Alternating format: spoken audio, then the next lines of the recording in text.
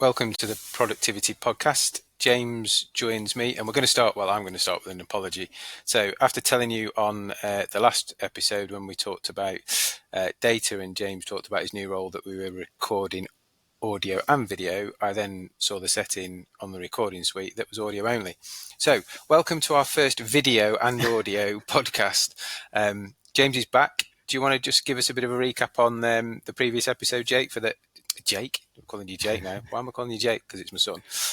James, before we get into this episode. I would like to. I mean, you hurt my feelings already by not recording me last time, and now you're calling me the wrong name. I know. Well, and you did your hair and everything, and I didn't bother, but there we go.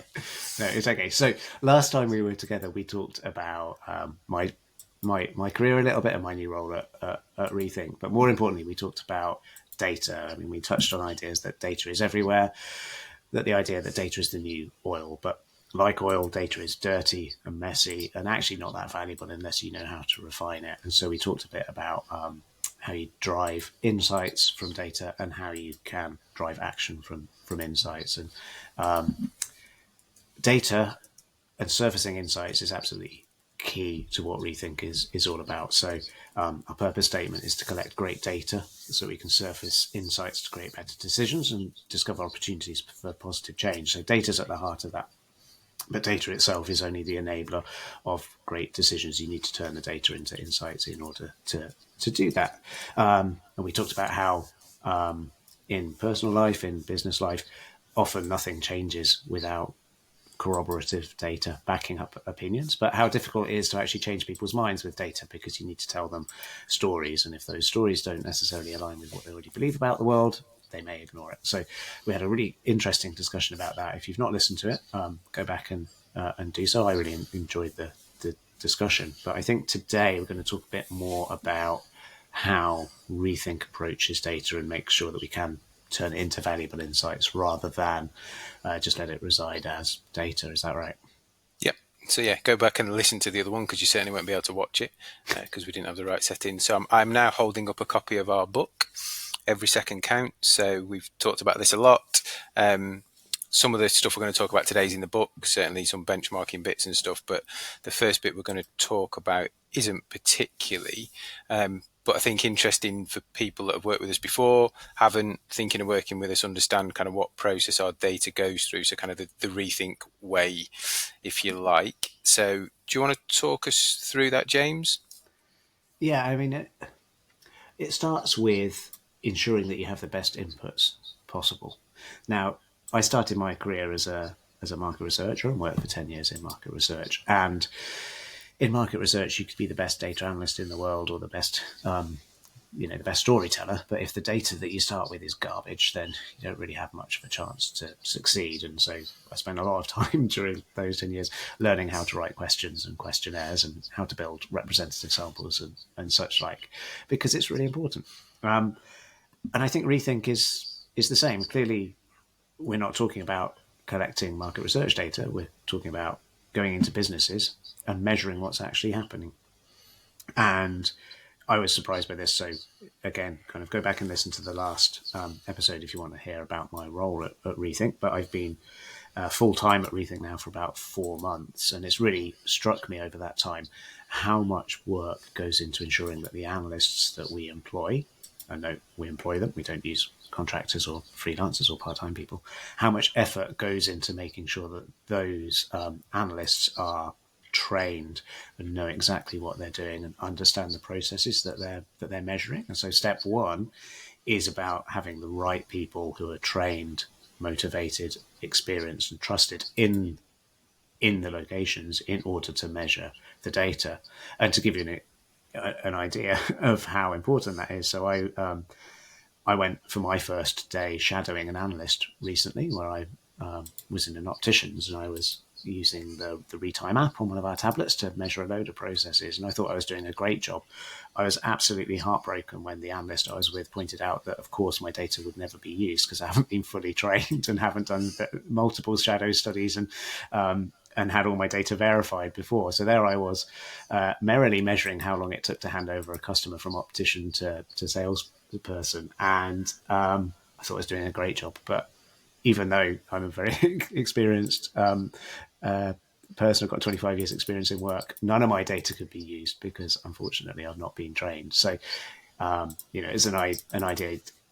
We have to collect great data to begin with. So that's the first part of the ReThink Way. And I don't know if you've talked about that before on this podcast, Simon, but it struck me as something that was quite unique. I mean, obviously it creates additional costs for our business because we might end up with people on downtime when between projects or traveling from place to place. But there's a reason for it. And it aligns with our purpose, which is that we want to collect great data to surface insights to create better decisions. If you want great data, you need to have great people collecting it. Yeah, agreed. And we've got some brilliant people on the team. I think we're also conscious that it's an industry of a population which isn't coming through in terms of youngsters, so graduates, people looking for a career change. It's an interesting life. You see lots of things, but ultimately you can be away from home for lots of time as well. So I think we, as well as the kind of data angle, the people angle, the making sure we're working in a consistent way in terms of capturing, there was also in the back of our minds, what does it look like in 5 or 10 years when there might not be new people coming into the industry? Because that's a risk to itself. Because AI, robots, whatever, are going to do lots of things. Maybe they can do this in the future. Who knows? But you're going to have to get very sophisticated to make some of the calls that the team have to make in terms of how hard somebody's rating from pace of work, or was it this task or that task, where there's a real nuance in what it looks like. Yeah, but also they've worked in similar businesses in the past. They've measured in comparable businesses in different industries, and it means that I don't know. I think AI will be able to at some point, probably from CCTV, be able to do several of the things that analysts do, but it's not going to be able to say straight away. Do you know what I've seen? I was working somewhere 3 weeks ago, and I saw this little trick that they have that could really make a difference for this for this business in a completely different context. And yeah, I found that surprising when I joined, but also really reassuring and really interesting. And your feet hurt at the end of the day, no doubt. What was that? Sorry. And your feet hurt at the end of the day. My feet, it was my head more than my feet, to be honest. Well, and that's the other thing, right? Because we go out and we work in really interesting businesses, but whether it's making a coffee, making a burger, packaging up a prescription, or working on a production line, picking things in a warehouse, those processes, people learn them and get their heads around them. They're actually really complicated. You can have hundreds of steps in a really simple process, and you need really clever, really motivated, engaged people to measure that properly. So that's the first stage. But it's actually got nothing to do with me, because my role is to turn that data into insights. But it was something that really impressed me and I thought was worth mentioning. Yeah, so the analysts get it. They check their own data, so they do a sense check in terms of after the day's finished, clear their heads, check the data for any anomalies or things that they want to just check and update. That then goes to program manager. Yeah, that's right. So there's 3 layers of data check, actually. So obviously the analyst is out measuring it day to day. The program manager will review every study that's submitted, and then it gets reviewed by me or somebody working on the data along with a director at ReThink once it's gone through the program manager review. And that 3 layers of checking, it sounds maybe like overkill, but it's not, because we're each looking for slightly different things. And when it's all been collated in the app, it's all been reviewed and all been signed off, actually what we're looking for is how can we organize the data, and how do you make it consistent with studies that have been done before, with other benchmarks? How do you turn the data into something that's valuable? And I think the three levels of checks, I mean, firstly, they make sure there aren't errors in the data, but secondly, and more importantly, they set the data up in the best way for it to be useful for the people who we've collected it for. Yeah, and just when you said director's check, just to be clear, that's not me. That's not one of my strengths, checking data. So for those that are worried now about the data that we've captured for them, it isn't me. So don't worry. Don't worry. It isn't you, but I think the commitment to having somebody who understands the needs of the business, having a sight on the data before it even gets, even if we were just reporting raw data or just giving raw data files back to the client, the fact that somebody who knows the client and knows what they're trying to achieve from the study and knows what the brand is about before it gets to them must be reassuring to people. even if they were slightly worried it would be you. That idea of, no, this is what we need to know about, and so this is how it needs to be organized. That's, I think, really reassuring for people. And the data, however it gets reported, however it gets turned into insight and then into action, it's sound when it gets in there. So once it's gone through those 3 layers of data checks, it's about organizing it and tabulating it in the right way for analysis, about collating key information about the data captured. So, for example, again, data on its own, not necessarily valuable. Adding context to it, much more valuable. So, making sure that the data is all aligned with, for example, what day of week it was. Is there enough data to look by individual weekdays, or are we going to group it up into weekday versus weekend? All types of things about contextual information about the data. What was the weather like even?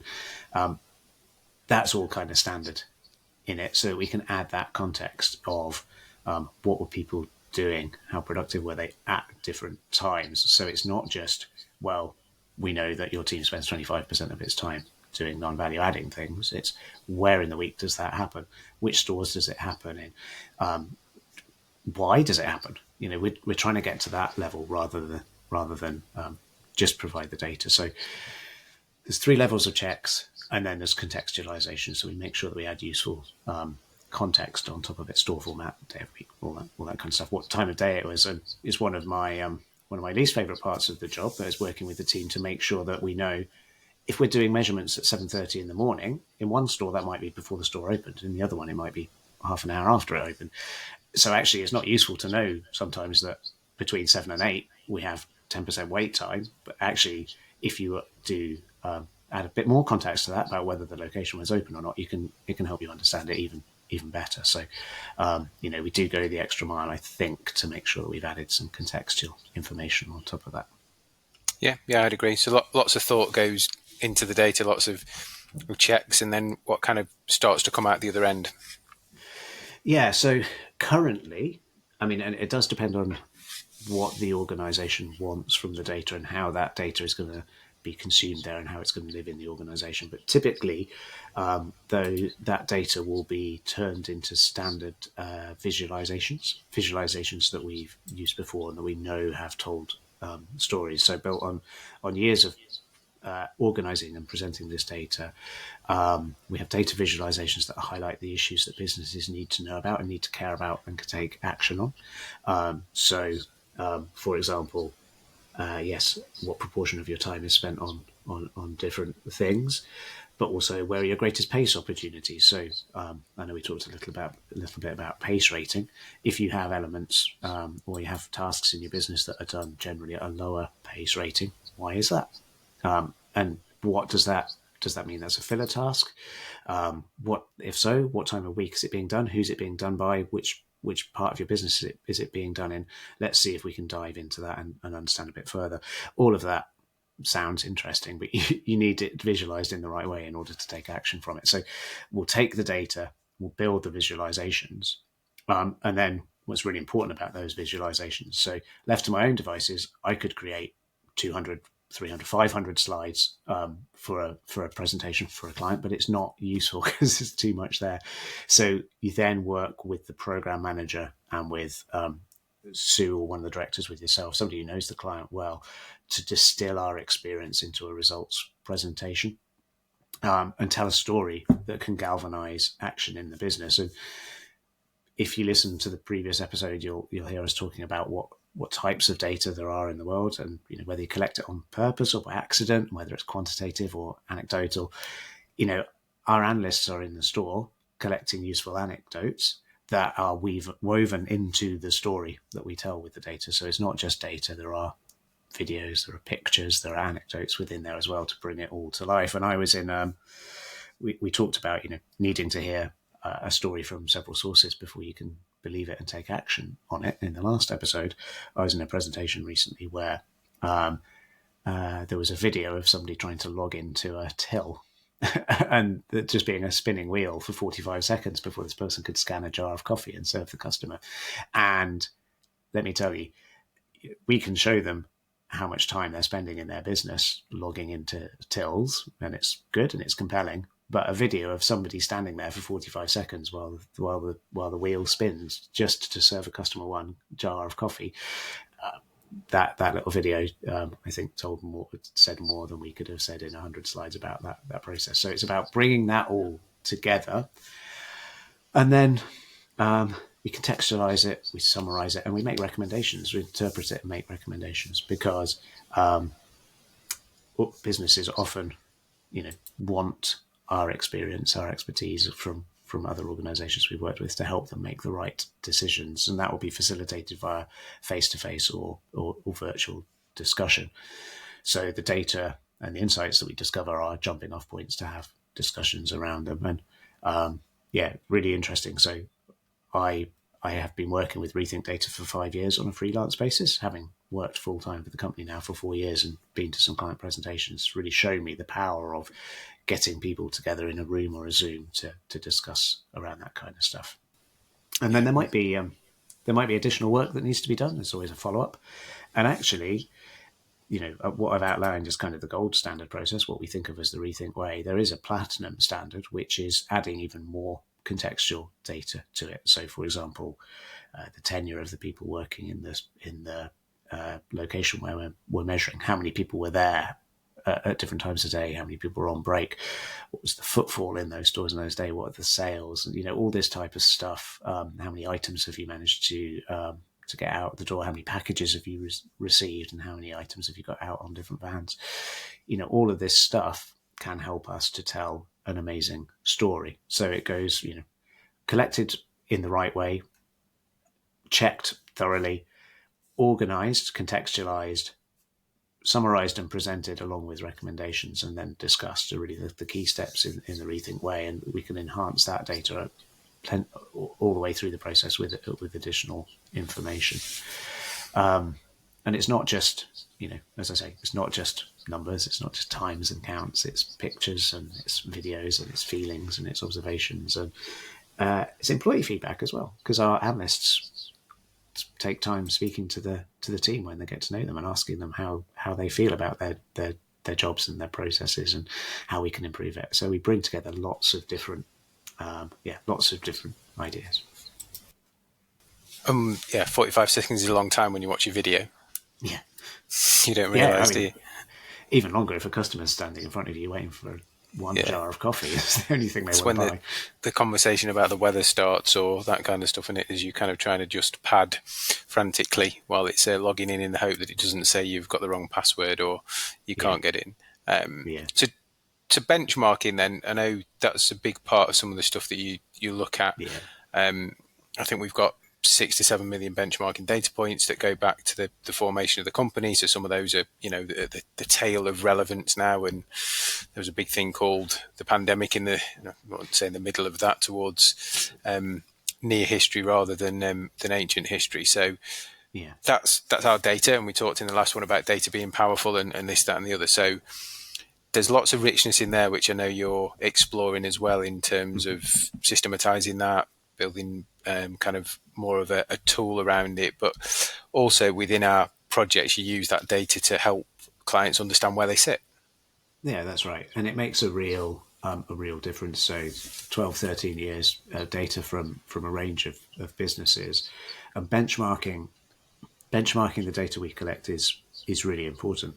I talked in the last episode about how we're not trying to make everybody deliver exactly the same experience to their customers or have exactly the same processes, because that would be ridiculous. Like, all these businesses are unique, but benchmarking the data we collect is really useful because it's aspirational. It helps businesses understand what's achievable in terms of the amount of time you spend on different processes, how well you can do them. It enables some really useful kind of performance gap analysis. So where should we be doing better? Areas where we're really falling behind what we should expect. And it helps us identify best practices kind of within industries and across industries. So, knowing that you spend this much time on these processes or they happen in this way, comparing that with other businesses is just really useful for figuring out what works best in different settings. And we help our clients to set realistic targets for what they're trying to achieve. If we put more resource here, it means we can achieve X, Y, or Z, and it's just really powerful for helping understand the business that we're working in, and helping them to move forwards effectively. And sometimes, it enables us to not only set realistic targets, but to have a conversation about what's unrealistic as well, and aim for the fringes of what's realistic, or rein in kind of instincts within organisations to do things that just aren't achievable. And I love the benchmarking system. So you talked about, at the moment the data is obviously all in one place and accessible, and we can kind of put it manually, but we're working on a benchmarking tool that will productize the benchmarking information, so that people other than the analyst working on the project can see, okay, so how long do other organizations spend doing X, Y, and Z, and how efficiently do they do it? And I think that information will be powerful and useful if we can democratize it in a way that people can consume. Yeah, no, I agree. And we've kind of stepped into the future of our data. Are there any, don't share all the secrets clearly, but are there any other bits that you want to kind of tell people about that we're thinking about and working on, or potentially going to be working on? Well, when you think about the future of data and the future of our product, I actually find it quite difficult to predict, because you might be merrily thinking about, for example, AI co-pilots to help you interpret the data, and then it turns out that AI can produce 30-second film trailers from just a few words. The technology is progressing so quickly and so radically at the moment that saying I have a clear view of what the future of the data is going to look like, I think would be a lie. But they do say that the best way to predict the future is to create it. And so we know that I suspect that using AI to help us get around the data more effectively, and then help clients, if they want to, get around the data more effectively and drive more insights, I think is going to be part of it. I would be surprised if data structure doesn't change over time to enable more unstructured feedback to be incorporated in data models. And the power to connect data sets is undoubtedly going to magnify. So connecting productivity measurement to historic benchmarking information to sales to other performance metrics that people collect within a business, the power to join those together and understand them will definitely magnify. And in 5 years' time, 10 years' time, I'm well aware that my job might actually be obsolete, right? Because having a person who oversees the production of insights by saying, well, this is what the brand is about, this is what they're trying to understand from this data, this is the presentation we need to pull together. There's no reason in a few years' time why the client can't just ask an AI chatbot that, and that chatbot help them pull the presentation together without any human interaction at all. And if I can make myself redundant and it can still create great insights and better decisions, then that's probably a future we should embrace. We'll find something else for you to do. Don't you worry. You're not getting out that easily. Well, somebody needs to. This is a different podcast, but somebody needs to look out for AI hallucinations that seem real but are actually just completely made up, and somebody needs to train the systems and all that kind of stuff. So I'm hoping you're into deep fake world, then, aren't you? Yeah, and the video the stuff we were looking at, just for reference, it's Sora, so Sora. If you Google it, it's been released by the team behind ChatGPT, and it's not for public use yet because I think there's loads of legalities. The whole thing that kicked off in America with the Actors Guild and use of it, but it shows you the power of the future. So, one example is they type in, build me a film trailer with an astronaut wearing a red knitted helmet. And 10 seconds later, you've got what looks like a Hollywood produced film trailer with an actor with a red knitted helmet. So it's here. It's how far it gets, how much people get scared of the whole turning into kind of whatever it's called. Was it Net 2000 or something in Terminator? Skynet, yeah. Skynet, yeah, that's the one. So there'll be a bit of that skepticism, but like anything, there'll be people that use it for good, people that try and use it for something more devious. But Yeah. the stuff we looked at, I was amazed, absolutely No, it's amazed. amazing. But I mean, and the underlying principle of technology taking huge leaps forward and doing things that we thought that took a lot of human brain power and a lot of human experience to do is a principle that we should all be aware of. And there's realistically, why should you have to talk to a person and explain a brief to them when you can just go straight into a chatbot that understands it and use that? And yeah, that's one of the principles that I'm using when I'm thinking about what our next product might look like. It's about understanding our clients. And if anybody listening to this wants to chat to me about kind of how they use data and the types of questions they try to answer with it, I'd be really interested in having that conversation, because we clearly have clients who will employ us because they want an answer to a question and they just want us to tell us the answer to the question. There are some who will be employing us because they're not sure what the answer is, or even what the question they need to be asking is.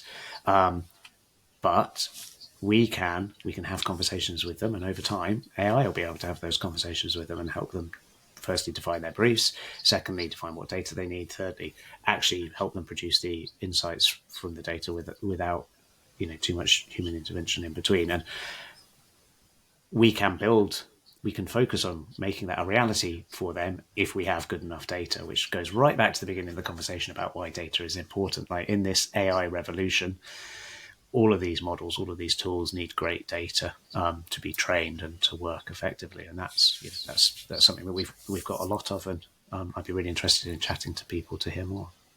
Good. So we'll put James's LinkedIn bio in the link in the show notes so you can reach out to him. So we'll finish on a story, because I love a story. So I was listening to a podcast, I think I told you earlier in the week. It's called The Rest is Entertainment. So check it out. But basically they were talking about the future iterations of AI, machine learning, ChatGPT in this instance, and we're on version 4, I think. And they were saying 5's not far away. By the time we get to version 7, it potentially will need all the computing power in the world, plus a small nuclear reactor that's yours, and it will have run out of source material. That's kind of how far and quickly these things are moving. So it gives you a sense of scale. Also gives you that sense of, back to the kind of, I think it was a Guild Writers in America, wasn't it?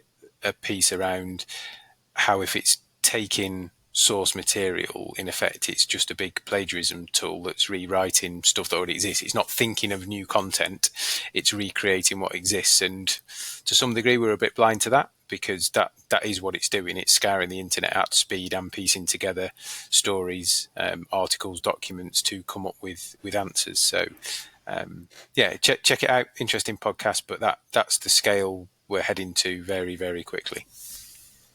Absolutely. So we'll pause there. I am 100% confident you'll be back on again. Whether we've got video or not depends on which buttons I press on the recording tool. But I think we've got video on this one. Time will tell when I edit it. And if you want to watch it, we'll put it on the YouTube channel. Thanks for listening, and thanks for coming on again, James. No, thanks for having me. I'll speak to you soon.